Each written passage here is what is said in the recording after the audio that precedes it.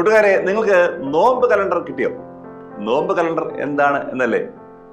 നോമ്പ് എന്നാൽ പ്രാർത്ഥനയും ഉപവാസവും മാത്രമല്ല, മറ്റുള്ളവരോടുള്ള കരുതലും കരുണയും കൂടെയാണ്. അത്തരത്തിൽ നോമ്പ് നോക്കാൻ കൂട്ടുകാരെ സഹായിക്കുന്ന ഓർത്തഡോക്സ് ഗ്ലോബൽ ഓൺലൈൻ സൺഡേ സ്കൂളിന്റെ സംരംഭമാണ് നോമ്പ് കലണ്ടർ. ഇനി നോമ്പ് കലണ്ടറിൽ എന്താണ് എന്നല്ലേ?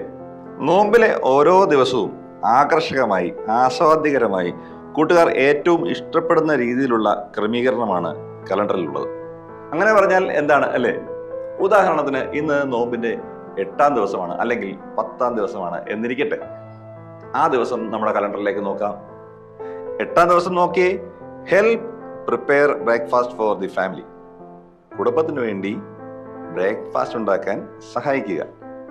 ഇനി 10-ാം ദിവസം നോക്കിയാലോ, help mummy with a task they usually do by themselves.